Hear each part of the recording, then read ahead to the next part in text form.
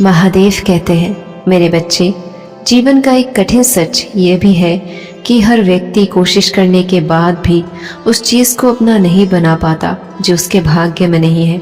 लेकिन एक सच ये भी है कि जो नहीं मिलता वो भी कहीं ना कहीं किसी कारण से नहीं मिलता, चाहे तुम उसे भले के लिए समझो या बुरे के लिए।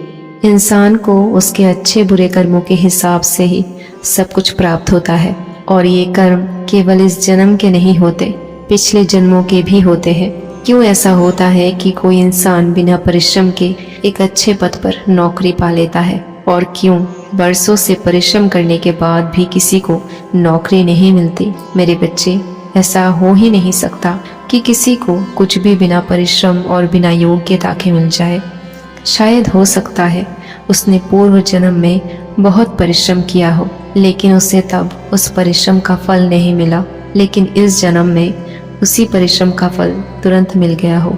मेरे बच्चे, हर चीज़ का पूर्व जन्म के साथ कोई ना कोई कनेक्शन होता है, और उसी के परिणाम स्वरूप कोई ना कोई घटना हमारे जीवन में घटती है।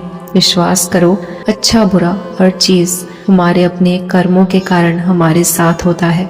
तुम चाहो तो अपने कर्मों से क्या नहीं पा सकते, लेकिन जैसे किसी कक्षा में उत्तीर्ण होने से पहले पढ़ना पड़ता है, उसके बाद परीक्षा होती है और उसी के बाद रिजल्ट मिलता है, उसी प्रकार कर्म पहले करना पड़ता है और फल बाद में मिलता है, और इसके लिए धैर्य रखना पड़ता है। तुरंत किसी भी चीज़ की मांग करोगे तो बिना कारण असफल होने का दुख महसूस करोगे। इसलिए धैर्य रखो, खुद पर विश्वास रखो। जब सही समय आएगा तब खुद ब खुद वो चीज़ तुम्हारी हो जाएगी जो तुम चाहते हो।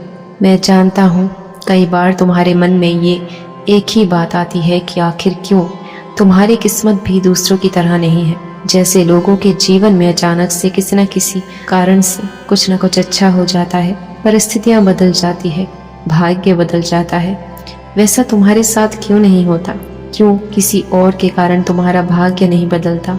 मेरे बच्चे, असल में तुम उन चुने गए व्यक्तियों में से हो जो किसी की सहायता के बिना ही बहुत कुछ करने का दम रखते हो। तुम्हारे भीतर इतना ज्ञान और गुण है कि यदि तुम एक बार इसका सही इस्तेमाल कर लो तो तुम खुद भी नहीं जानते कि तुम कहां से कहां पहुंच सकते हो। तुम्हारे आसपास रहने वाले प्रतिष्ठित लोगों की भांति ही तुम और ज्यादा प्रतिष्ठित हो सकते हो। मेरे बच्चे, जो व्यक्ति सच्चा होता है, निष्ठावान होता है, उसी व्यक्ति को इस संसार में ज्यादा परीक्षा भी देनी पड़ती है।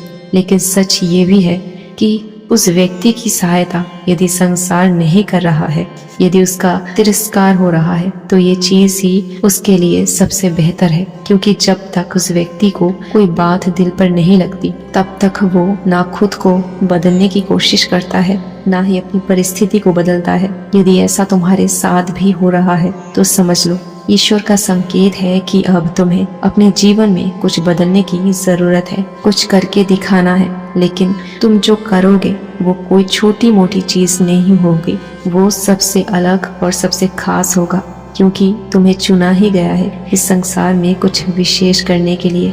इसीलिए दूसरों की कड़वी बातों को भूलकर अपने ऊपर ध्यान दो। जो आज तक नहीं कर पाए वो करके दिखाओ। मेरा साथ, मेरा आशीर्वाद सदा तुम्हारे साथ है।